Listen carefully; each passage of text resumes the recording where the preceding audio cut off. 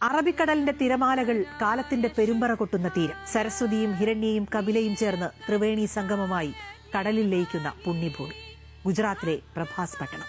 അവിടെ 17 തവണ തകർക്കപ്പെട്ടിട്ടും 18ാം തവണയും മണ്ണിൽ നിന്ന് ആകാശത്തേക്ക് ഒരു ഉയർത്തെഴുന്നേൽപ്പിന്റെ പ്രതീകമായി തലയുയർത്തി നിൽക്കുന്ന മഹാക്ഷേത്രം സോമനാഥം. സങ്കീർണമായ കൊത്തുപണികളുള്ള ഗോതമ്പ് നിറമുള്ള ക്ഷേത്രം. 12 ജ്യോതിർലിംഗ ക്ഷേത്രങ്ങളിൽ ആദ്യത്തേത്. സോമനാഥ ക്ഷേത്രത്തെ സംബന്ധിച്ച് അതീവ പ്രാധാന്യമുള്ളതാണ് ഈ വർഷം. ഈ മഹാക്ഷേത്രത്തിന് നേരെയുണ്ടായ ആദ്യ ആക്രമണത്തിന് 1000 വർഷം തികയുകയാണ്. 1026 ജനുവരിയിലാണ് ഗസ്നിയിലെ മെഹമൂദ് സോമനാഥ ക്ഷേത്രം ആക്രമിച്ചത്. ഹിന്ദു പുരാണങ്ങൾ പ്രകാരം ദക്ഷപ്രജാപതിയുടെ 27 നക്ഷത്രപുത്രിമാരെയും ചന്ദ്രൻ വിവാഹം കഴിച്ചു. എന്നാൽ ചന്ദ്രന് രോഹിണിയോട് മാത്രമായിരുന്നു പ്രിയം. ബാക്കി 26 ഭാര്യമാരെയും അവഗണിച്ചതിൽ കോപിഷ്ഠനായ ദക്ഷൻ ചന്ദ്രനെ ശപിച്ചു. നിന്റെ പ്രകാശം ക്ഷയിച്ച് നീ ഇല്ലാതാകട്ടെ. ക്ഷയമെന്നാൽ നാശം. നാശത്തിൽ നിന്ന് മോചനം നേടാൻ അവൻ മഹാകാലനെ വിളിച്ചു. ശിവൻ ആരാണ്? കാലത്തിന്റെ അധിപൻ. ചന്ദ്രനെ ജടയിൽ ചൂടി ശിവൻ ലോകത്തോട് പറഞ്ഞു, നാശമില്ലാത്തതായി ഒന്നുമില്ല. പക്ഷേ നാശത്തിനപ്പുറം ഒരു ഉയർത്തെഴുന്നേൽപ്പുണ്ട്. ചന്ദ്രൻ ക്ഷയിക്കും, പക്ഷേ വീണ്ടും വളരും.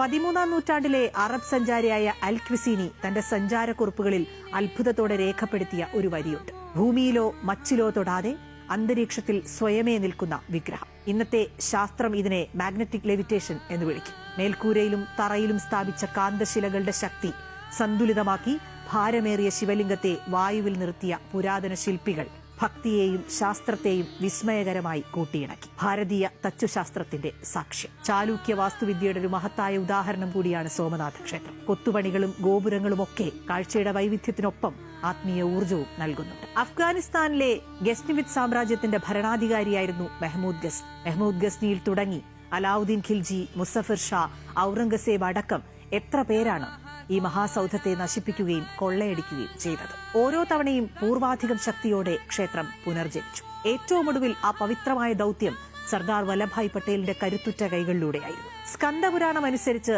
സത്യയുഗത്തിൽ സോമൻ സ്വർണത്തിലും, ത്രേതായുഗത്തിൽ രാവണൻ വെള്ളിയിലും, ദ്വാപരയുഗത്തിൽ ശ്രീകൃഷ്ണൻ ചന്ദനത്തടിയിലും, കലിയുഗത്തിൽ ഭീമൻ കല്ലിലുമാണ് ഈ ക്ഷേത്രം പണിതത്. സർദാർ പട്ടേൽ പിന്നീട് ദൃഢനിശ്ചയം കൊണ്ടു.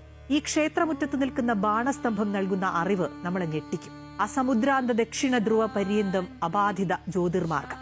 അതായത് ഈ സ്തംഭത്തിൽ നിന്ന് തെക്കോട്ട് നോക്കിയാൽ അന്റാർട്ടിക്ക വരെ തടസ്സമില്ലാത്ത സമുദ്രമാണ്. ആലോചിച്ചു നോക്കൂ, ഉപഗ്രഹങ്ങളില്ലാത്ത കാലത്ത് നമ്മുടെ പൂർവികർക്ക് ഭൂമിശാസ്ത്രത്തെക്കുറിച്ചുണ്ടായിരുന്ന അറിവ് എത്രമാത്രം സൂക്ഷ്മമായിരുന്നുവെന്ന്. മെഹമൂദ് ഗസ്നിമാർ മരിച്ചു മണ്ണടിഞ്ഞു. ഔറംഗസേബുമാർ ചരിത്രത്തിന്റെ ഏടുകളിൽ പറഞ്ഞു. പക്ഷേ സോമനാഥം അതിന്നും പ്രഭാത സൂര്യന്റെ ആദ്യ കിരണമേറ്റ്